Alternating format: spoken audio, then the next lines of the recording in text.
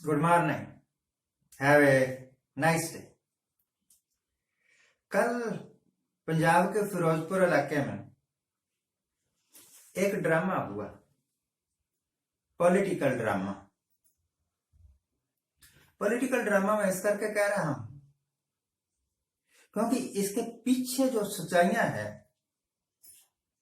या तो वो मुझे हजम नहीं हो रही है, जो कुछ बताया जा रहा है वो समझ से परे की बात है। देखिए, कल प्रधानमंत्री साहब की रैली थी, फिरोजपुर में होनी थी। और नंबर एक तो मौसम खराब था, बादल वगैरह थे। नंबर दो, फिरोजपुर में भीड़ नहीं थी। रैली के स्थान पर जहां होनी थी ना, वहां भीड़ नहीं। और देश का प्रधानमंत्री और वहां पर भीड़ के नाम पर सिर्फ पुलिस फोर्स हो या 2000 लोग हो,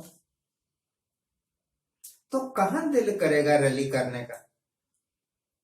एक ऐसे शख्स को रैली करने के लिए जो प्रधानमंत्री है, जिसका मेन प्रोफेशन ही है बस सिर्फ लोगों की भीड़ों को देखना और लेक्चर देना। वो 10-50 आदमी, 100-200 हजार आदमी के सामने क्या बोले, मुंह ही नहीं खुलता ना। हमारा भी नहीं खुले, वो तो फिर भी देश के प्रधानमंत्री। तो कोई ना कोई कारण होना चाहिए यह कहने के लिए कि फिरोजपुर की रैली रद्द हो गई। सीधा ही कह देते कि भैया वहां भीड़ नहीं जुटी। और वैसे भी जब किसान आंदोलन चल रहा था ना, तो पंजाब के अलग अलग गांवों में, हरियाणा में भी, यूपी में भी कई जगह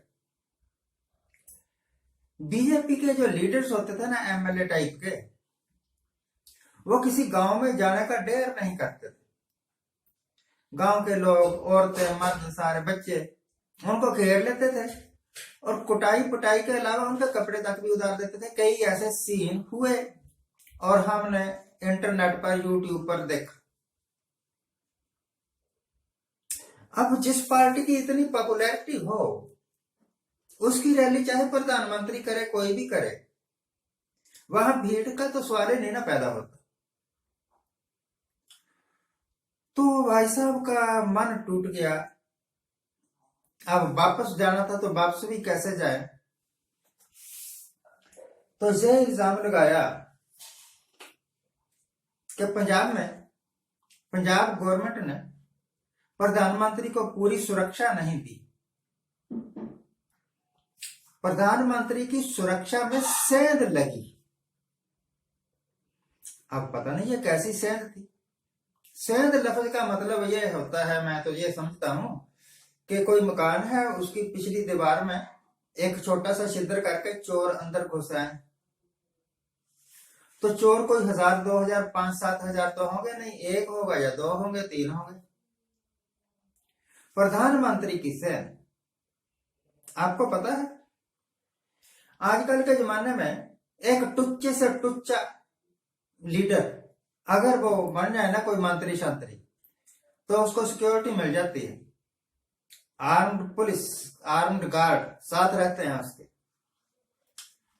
और भाई प्रधानमंत्री, उसको तो पता नहीं कौन सी सिक्योरिटी मिली हुई होगी, मुझे नहीं पता। वैसे कहते हैं कि जेड सिक्योरिटी तो आम लीडरों को मिलती है, जेड+ आम लीडरों को मिलती है। तो वो देश के प्रधानमंत्री है, उनके वास्ते तो खासी सिक्योरिटी होगी। मैंने ऐसे सुना है कि हिंदुस्तान के प्रधानमंत्री की सिक्योरिटी वर्ल्ड क्लास है। ऐसी सिक्योरिटी फिर जा तो अमेरिका के राष्ट्रपति को मिलती है या अमेरिका के राष्ट्रपति को मिलती है। अमेरिका के राष्ट्रपति को किसी सिक्योरिटी की जरूरत ही नहीं है, वो आम आदमी की तरह रह लेता है, पर फिर भी उनकी सिक्योरिटी है। मतलब एक लॉ है ना बना होगा कि सिक्योरिटी देनी ही है। रूस के राष्ट्रपति की कोई सिक्योरिटी नहीं होती, पर फिर भी एक लॉ है कि ये राष्ट्रपति है, इसको सिक्योरिटी देना। तो प्रधानमंत्री की सिक्योरिटी, और वो प्रधानमंत्री जिसके अंडर हिंदुस्तान की टॉप मोस्ट जो खुफिया एजेंसियां हैं वो है, मिलिट्री भी उनके अंडर है, मिलिट्री इंटेलिजेंस भी उनके अंडर है, होम मिनिस्ट्री भी उन्हीं के अंडर है। उनको तो पल पल की खबर रहती कि कहां क्या हो रहा है, कहां पर क्या घटना हो सकती है। अगर ऐसी खबरें नहीं देती ये खुफिया एजेंसियां, सीबीआई, सीआईडी वगैरह, तो फिर उनका बनाने का क्या फायदा, राज ऐसी एजेंसियां बनाने का क्या फायदा। अगर ये यही नहीं बता सकती कि प्रधानमंत्री को यहां खतरा है, यहां खतरा नहीं है, तो इस बात को तो मानने के लिए मैं बिल्कुल तैयार नहीं कि प्रधानमंत्री साहब को पता नहीं था कि हालात क्या है।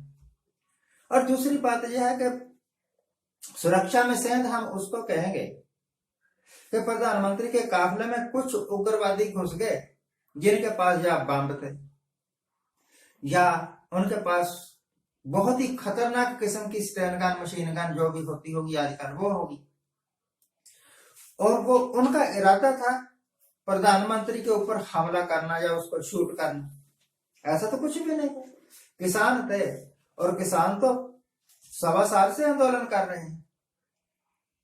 अगर अपने देश के किसानों से भी प्रधानमंत्री को खतरा है, अपने देश के आम आदमियों से भी प्रधानमंत्री को खतरा है, तो माफ करना भाई, ऐसे प्रधानमंत्री की क्या जरूरत है जो अपना ही देश के लोगों से डर डर के जीता हो।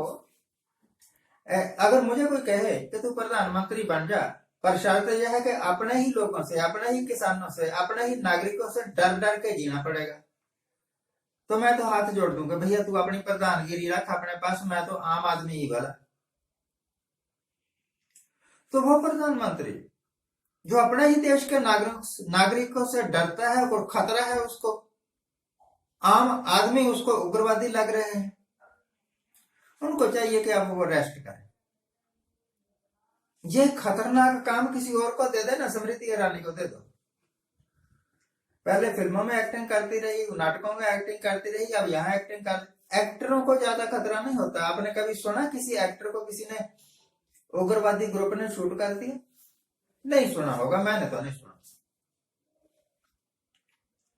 मेरी समझ में ये बात आती है कि ये सारा ड्रामा रचा गया ताकि बीजेपी की तरफ कोई सिंपैथी की लहर आ जाए। अगर ये इसी करके रचा गया है तो बहुत पहले रच दिया आपने। वोटों से 10-15 दिन पहले अगर ये ड्रामा रचा होता तो लोग सचमुच ही आपके जाल में फंस जाते और वोटें आपको डाल देते। अभी तो इलेक्शन डिक्लेयर भी नहीं हुए और ये ड्रामे शुरू कर दिए, इनसे कोई फायदा थोड़ा होना है। शायद 2019 में या 2014 में, मुझे पक्का याद नहीं, नरेंद्र मोदी साहब कहा करते थे कि एक तो डॉक्टर मनमोहन सिंह और 3 उनके बड़े बड़े मिनिस्टर इकट्ठे चोरी छुपे मीटिंगें किया करते थे मुझे मारने के लिए। मुझे का मतलब सतवंत सिंह नहीं, मुझे का मतलब नरेंद्र मोदी साहब, वो खुद कह रहे थे। और जब वो बन गए प्रधानमंत्री तब कोई ऐसी सीआईडी इंक्वायरी नहीं चली, सिट नहीं उठाई गई जो ये साबित करे कि हाँ जी ये 3 कांग्रेस के लीडर प्रधानमंत्री को मारने की कोशिश कर रहे हैं। तो सीधी सादी राजनीति होनी चाहिए, राजनीति में कनेक्टनेस नहीं होनी चाहिए, तो देश अच्छी तरह चलता है। आज के लिए इतना है। प्रधानमंत्री साहब को हमारी शुभकामनाएं, देश के सभी वासियों को हमारी शुभकामनाएं, पर कनिंगनेस के लिए कोई शुभकामनाएं नहीं। कनिंगनेस, लोमड़ी जैसी चालाकी। आज के लिए इतना है।